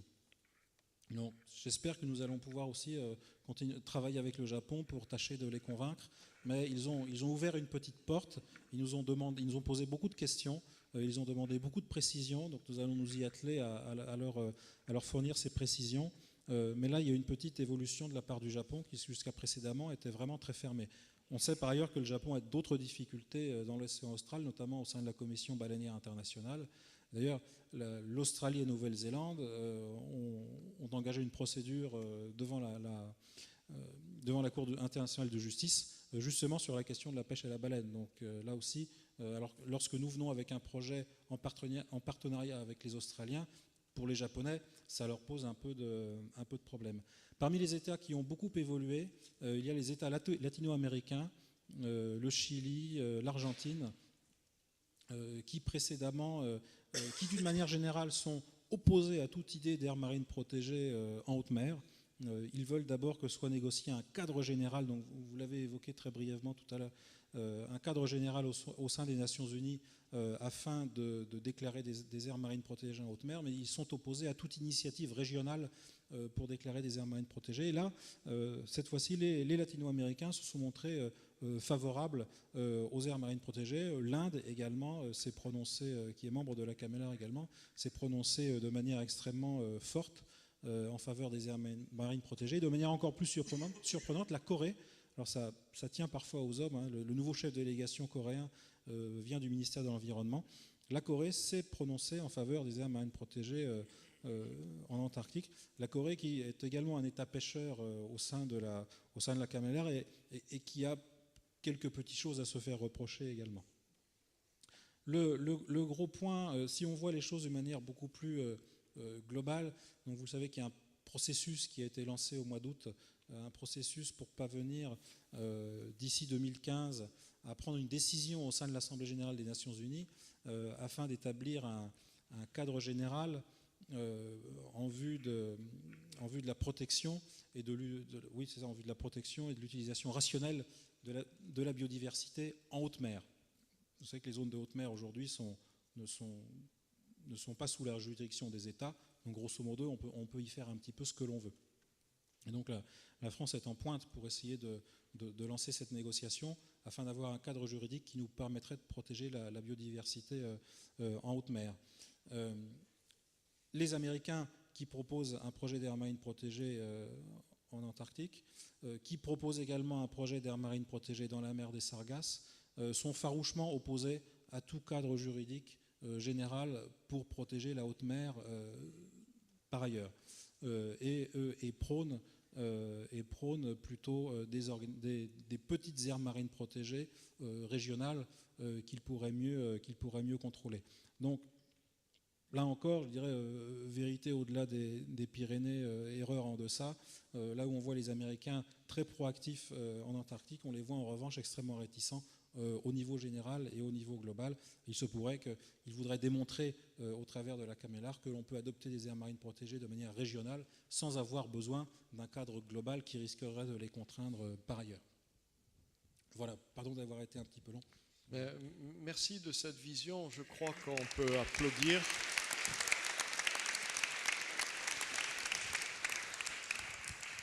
Je crois que c'est bien ces éclairages parce qu'après la vision politique et géostratégique de Michel Rocard, on voit là le quotidien des négociations diplomatiques internationales, les personnalités. En tout cas, Olivier nous a montré, je crois, deux choses. Une première, c'est que c'est complexe et que beaucoup des éléments viennent se combiner. Une deuxième, il a profité du départ de Michel Rocard pour nous convaincre que la CAMELAR est fort utile et travaille beaucoup et que ces diplomates ne font pas que de boire de la bière Cascade en Hobart, qui est très bonne pourtant. Je fais ça pour réveiller quelques étudiants.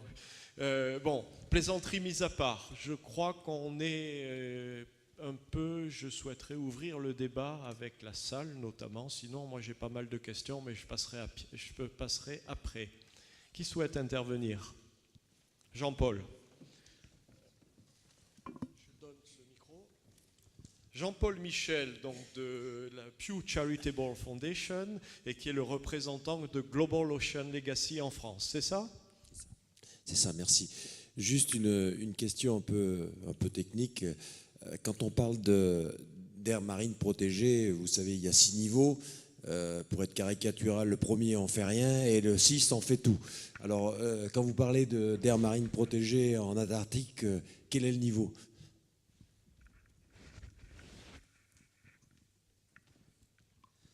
Alors effectivement, au niveau des catégories de l'UICN, donc l'Union internationale de la conservation de la nature, la CAMELAR joue un peu un rôle d'élève original.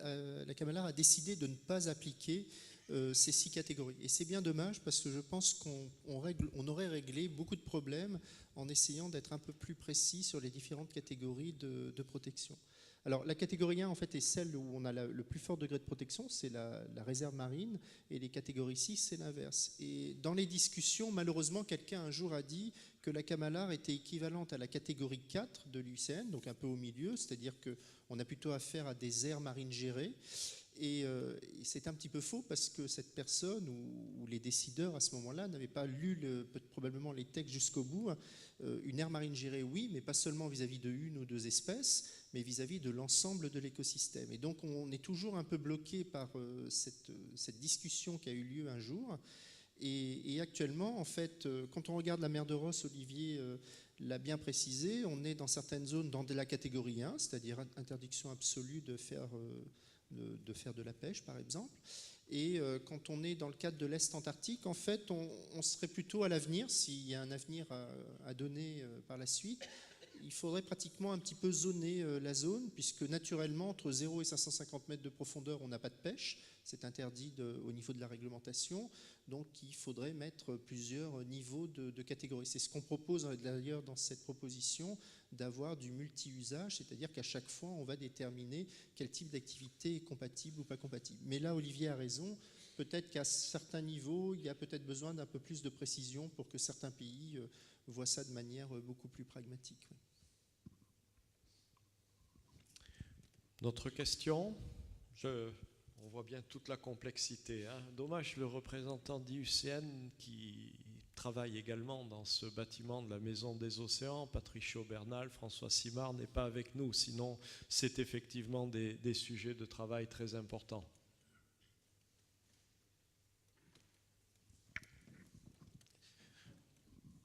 Oui, Driblier, merci.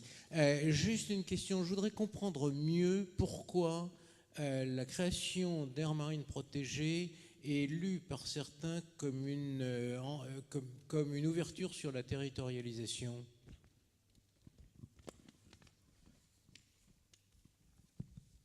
Alors, tout ça, ça n'est pas explicite, bien entendu. Hein. Ce sont des perceptions.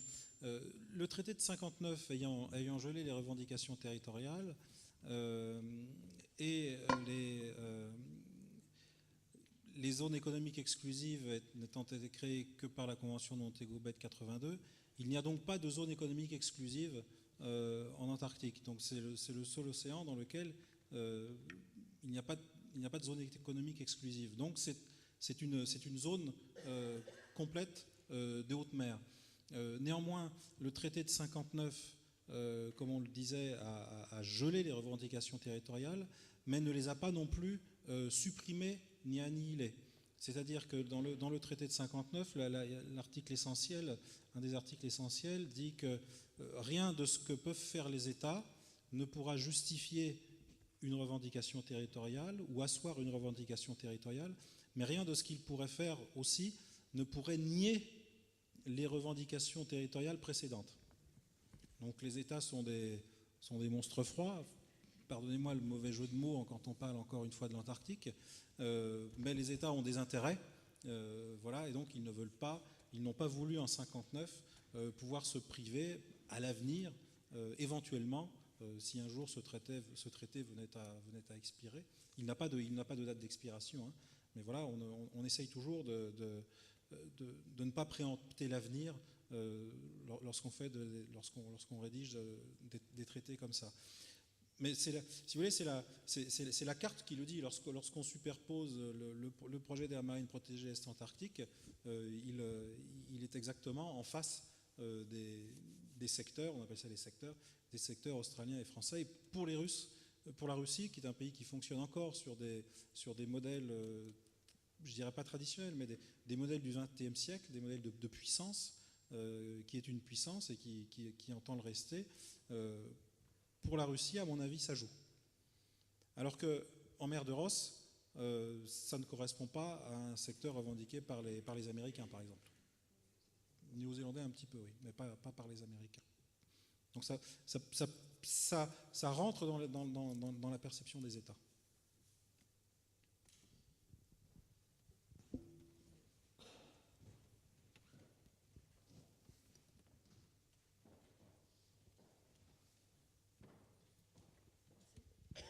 Bonsoir. Bonsoir et merci aux interlocuteurs.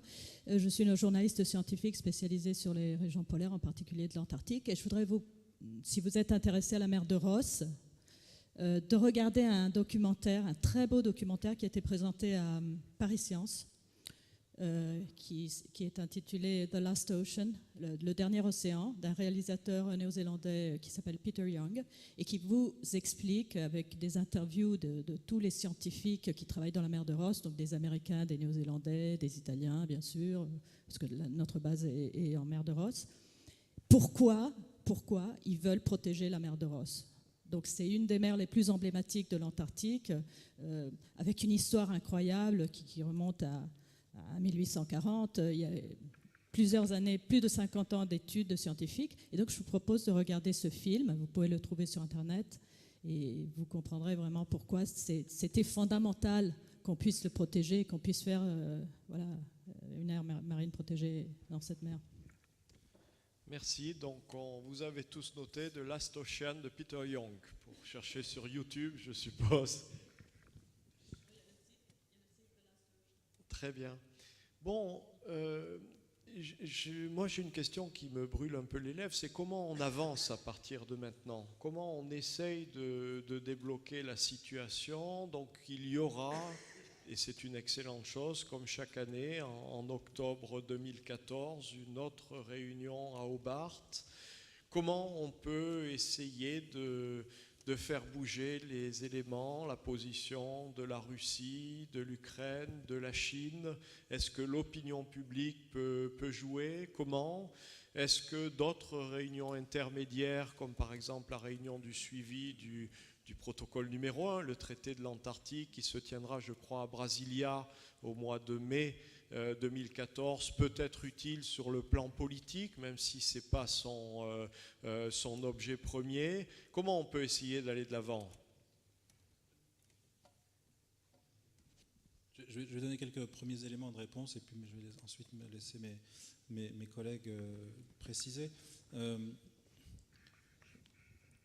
Je dirais que dans les négociations internationales, lorsque vous êtes en séance, donc soit la RCTA, mais essentiellement, donc là je parle de la CAMELAR, qui se réunit tous les ans, c'est pas seulement, elle se réunit tous les ans à Hobart. En négociation internationale, en gros, quand vous prenez le micro pour convaincre, c'est trop tard. Quand vous prenez le micro, c'est plutôt pour entériner un accord que vous avez scellé dans les couloirs, pendant les pauses café, n'importe où dans la rue, dans un café, enfin voilà, on discute beaucoup en dehors des séances, et je dirais que quasiment l'essentiel du travail, l'essentiel du travail de persuasion se fait en dehors des séances. Donc, nous avons essayé un certain nombre de choses, nous avons présenté nos projets en 2012 devant la commission de la CAMELAR. Nous avons réuni une session spéciale, c'était seulement la deuxième session spéciale de toute l'histoire de la CAMELAR.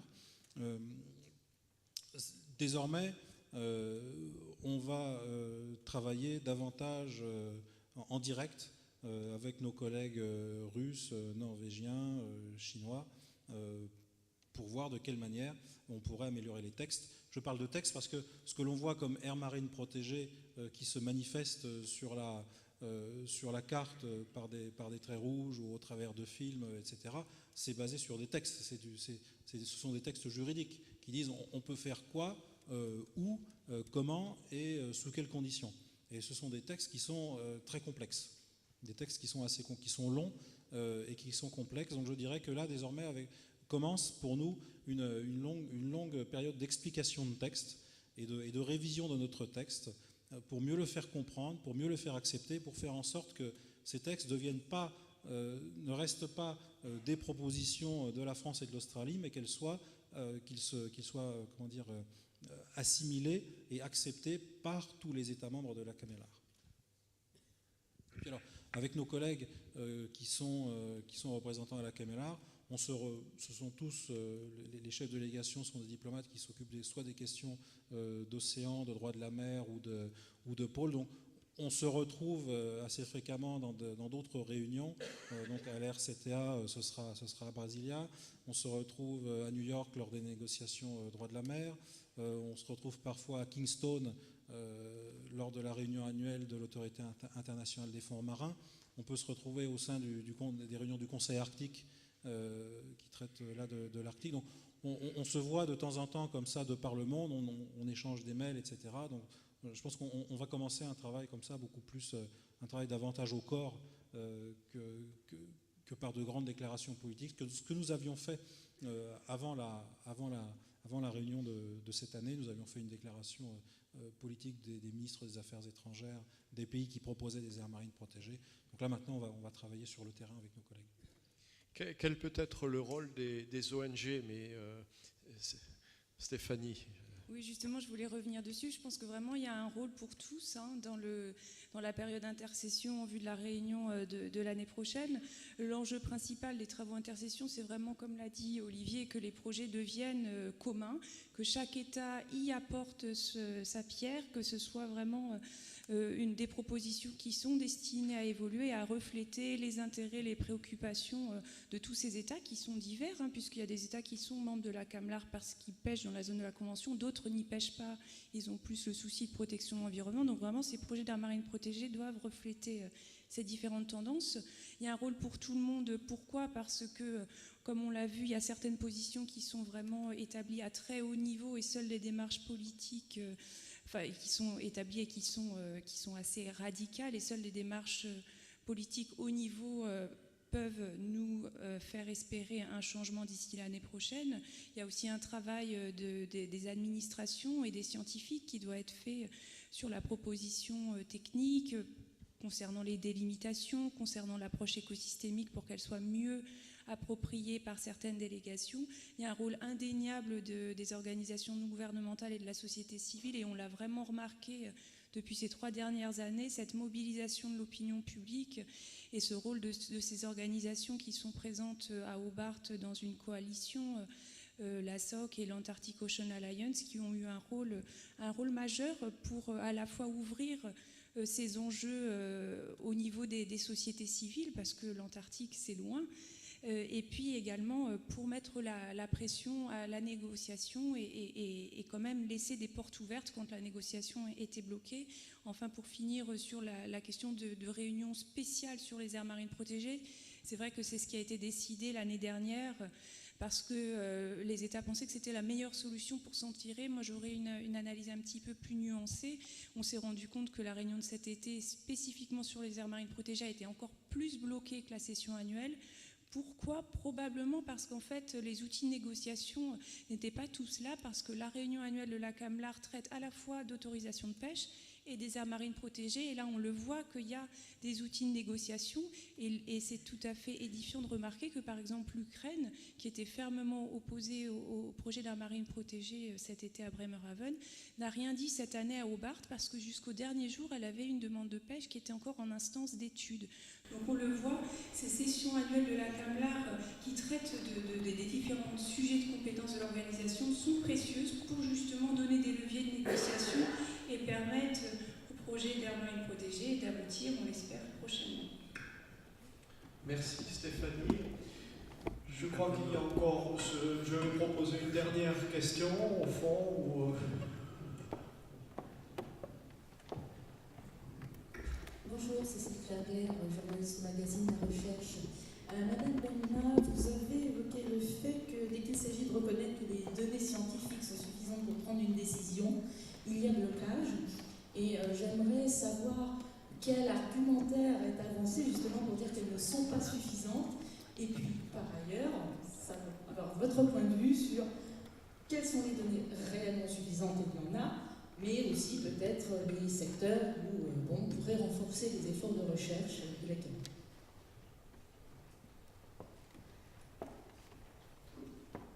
Stéphanie et Philippe vont répondre à cette question. Merci pour la question. Tout d'abord, il faut savoir que dans le texte de la Convention est précisé le principe de la prise de décision de l'organisation sur la base des meilleures données scientifiques disponibles. Donc ça, c'est un principe fondateur. Après, la question et le principe de précaution aussi est dans les textes de la Convention. Donc après, ça va être un petit peu l'articulation entre ces deux principes. Et en fait, il s'agit davantage d'une posture politique de certaines délégations, sans argumentaire véritablement précis, pour dire que les données scientifiques sont insuffisantes, pour en fait rejeter un projet. Alors, il est vrai qu'il y a un petit peu une différence de traitement, justement, dans l'appréciation de la suffisance des données scientifiques pour étudier les autorisations de pêche. Et pour étudier les propositions de création d'aires marines protégées. Si l'exigence est très élevée en termes de données scientifiques disponibles pour les projets d'aires marines protégées, et si la même exigence est appliquée aux autorisations de pêche, certaines organisations ont annoncé que les décisions seraient très différentes. Donc on le voit, c'est avant tout une estimation subjective, une posture politique de certaines délégations, plus qu'un argumentaire développé pour estimer la suffisance de ces données. Pour compléter, n'est-ce pas étonnant, dans le cadre de la protection de l'environnement, de dire qu'il faut plus de données pour protéger, alors que finalement, c'est quand il y a moins de données qu'on devrait appliquer un principe de précaution. Donc là, c'est déjà un premier problème scientifique. Je voulais aussi rebondir sur qu'est-ce qu'on pourrait faire, nous, au niveau scientifique, par la suite, puisqu'on a eu des choses étonnantes, les meilleures données disponibles, ça on veut bien le reconnaître, mais c'est vrai qu'il y a une appréciation, un jugement de valeur qui est un peu flou sur quelle est la limite des meilleures données disponibles. On a même eu des cas où on nous a dit que dans telle ou telle zone, c'était riche en données. Donc moi, en tant que scientifique, je ne sais pas ce que ça veut dire, riche en données, parce que ça voudrait dire qu'on aurait déjà tout étudié et qu'on a une connaissance universelle sur tout un écosystème. Dans d'autres cas, on est pauvre en données. En fait, ça veut dire pauvre en données liées à la pêche. En fait, pour aller un peu plus loin, pour répondre à ces problèmes de territorialité déguisée ou pas, comment intégrer les partenaires, il y a un excellent moyen en fait dans les propositions d'aires marines protégées, c'est ce qu'on appelle le plan de recherche et de suivi. Et la question que l'on pose directement à tous les pays, c'est venez travailler avec nous. Ce n'est plus un projet français, ce n'est plus un projet australien, ce n'est pas un projet de l'Union européenne, ça va devenir un projet de la CAMALAR. Et dans ce projet de la CAMALAR, nous devons trouver des moyens de faire des ateliers pour monter en commun des plans de recherche et de suivi, parce qu'aucun pays n'a les moyens de mener à bien un plan de recherche et de suivi sur toutes ces zones, mais c'est bien par la coopération scientifique globale qu'on peut y arriver. Et on a d'excellents exemples en Antarctique, sur l'océan austral. Il y a eu dans l'ancien temps les campagnes d'évaluation du krill, qui ont été des campagnes qui ont été organisées de manière globale, même la CAMALAR l'a fait en 2000. Et puis on a l'excellent exemple du Census of Antarctic Marine Life. Donc on a des réseaux, on a les moyens. Évidemment, on ne peut pas faire ça tous les ans, ça demande une énergie absolument exceptionnelle, mais je pense qu'on est certainement capable de le faire facilement tous les 10 ans, à condition de mettre l'énergie pour réussir à regrouper un petit peu tout le monde. Donc nous, en fait, dans la position française, en fait, d'un point de vue scientifique, c'est de dire on est complètement ouvert à la collaboration, à pouvoir travailler ensemble, pour pouvoir aller plus loin, mais à condition qu'on soit dans le cadre d'un plan de recherche et de suivi.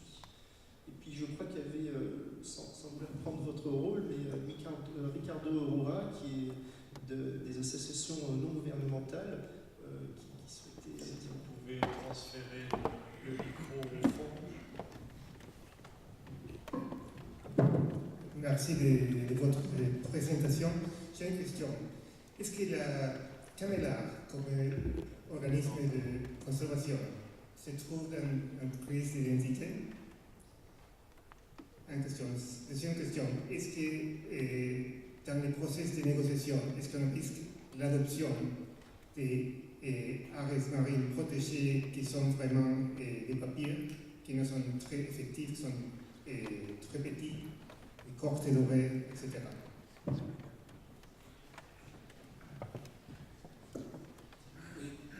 Merci pour ta question, Caro. Effectivement, on peut parler d'une forme de crise d'identité de la CAMALAR. La CAMALAR s'interroge, comme on dit dans les journaux, à la croisée des chemins, tout ça, ces expressions toujours réalistiques que l'on voit. Effectivement,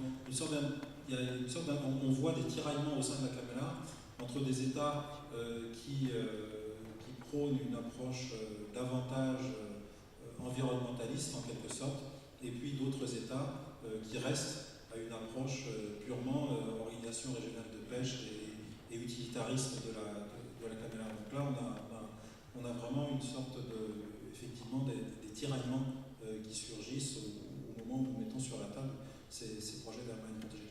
Ça prendra du temps, je pense que ça prendra un petit peu de temps, mais je pense, enfin, j'ai bon espoir qu'on finira par y arriver.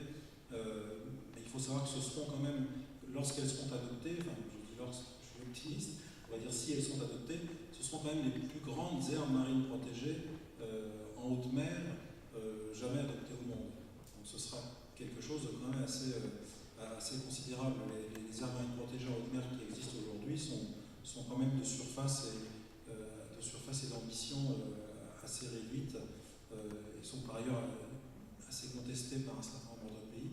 Là, si on arrive à quelque chose, on arrivera quand même à un assez beau résultat.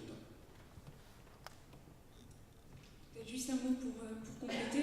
Alors, crise d'identité, peut-être, mais parce que en fait, c'est une organisation qui a fonctionné pendant 20 ans efficacement et sur un mandat, en fait, sur une partie de son mandat, donc c'était vraiment la gestion de la ressource. Et là, en fait, elle cherche à utiliser tout le mandat qu'elle a et à étendre ses compétences avec un outil nouveau. Donc, c'est un petit peu normal, probablement, que tout ne se passe pas si facilement. Alors, des projets des aires marines protégées de papier, je pense qu'en tous les cas, c'est loin d'être le cas et elle propose les meilleures garanties que ça ne le soit pas, puisqu'elle propose des mesures de gestion et des mesures de gestion d'une activité qui est une des activités les plus impactantes sur le milieu marin, puisque c'est la pêche. Et les autres exemples d'aires marines protégées en haute mer qu'Olivier évoquait, par exemple en Atlantique Nord-Est, dans le cadre de la convention OSPAR, sont beaucoup plus limités en termes de réglementation, puisque cette organisation n'a pas de compétences de pêche. Donc les projets de la CAMLAR sont difficiles à mettre en œuvre, mais parce que justement ils sont ambitieux, ils vont couvrir une gestion qui sera réellement porteuse de réalisation et d'impact en termes de protection. Et enfin, concernant la taille de ces aires marines protégées, elles sont revues à la baisse à chaque réunion de la CAMLAR. Pour autant, il ne faut pas oublier que c'est un des outils de gestion de la CAMLAR et qu'en parallèle de ça, continuera l'outil de gestion de la pêche, d'ouverture, de fermeture de pêcherie et de total admissible de capture. Donc ce seront des outils complémentaires et je pense qu'on peut rester vraiment optimiste sur la capacité de la CAMLAR de gérer durablement les écosystèmes marins de l'océan austral. En tout cas, c'est mon point de vue. Merci Stéphanie. Alors, une toute dernière question. Je crois que la Fondation Prince Albert II, pour continuer sur les ONG, souhaitait intervenir. Je donne la parole à Raphaël Cuvillier. Raphaël Cuvillier, donc je suis coordonnateur des projets de la Fondation Albert II de Monaco. Alors, nous sommes assez impliqués dans l'océan austral et nous soutenons les associations que vous avez évoquées, donc notamment la SOC, qui travaille beaucoup sur la partie mer de Ross. J'ai trouvé très intéressant les informations que vous avez données sur les approches assez différentes entre les aires marines en mer de Ross et les aires marines sur la partie est. Et vous avez laissé entendre que cette approche était avant tout culturelle, en disant d'un côté il y a l'approche américaine et de l'autre côté l'approche plus française. Ma question c'est, est-ce qu'il y a, au-delà de ces aspects culturels, est-ce qu'il y a des critères plus objectifs pour dire qu'il y a deux approches assez différentes des aires marines à l'est et en mer de Ross? Et la question aussi derrière, c'est est-ce que ceux qui soutiennent les aires marines en mer de Ross soutiennent aussi celles dans la partie est et réciproquement, quoi.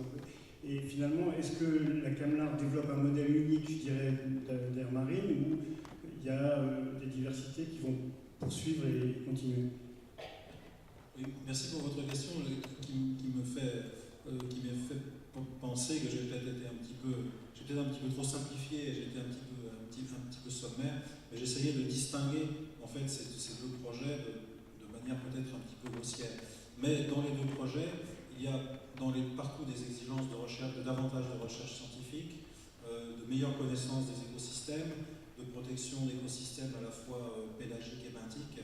Donc il y a beaucoup de similitudes, mais la philosophie générale, si vous voulez, mer de Ross, c'est plutôt de la fermeture de pêche, des clauses d'OEA, alors que l'Est Antarctique, toutes les activités de pêche sont autorisées, pour autant qu'elles respectent les principes de conservation de l'Est Antarctique. Pour rebondir un petit peu sur ce que disait Stéphanie, elle parlait de zones ouvertes et zones fermées. Il y a effectivement des zones ouvertes à la pêche et des zones fermées à la pêche dans la zone de la CAMLAR. C'est à peu près la moitié, 50% de de la zone, de 50% de l'océan austral, est d'ores et déjà totalement fermée à la pêche. Donc on peut dire qu'en quelque sorte, ce sont des quasi-aires marines protégées, sans en avoir le statut juridique, ni les exigences en termes de recherche scientifique et de valeur de conservation.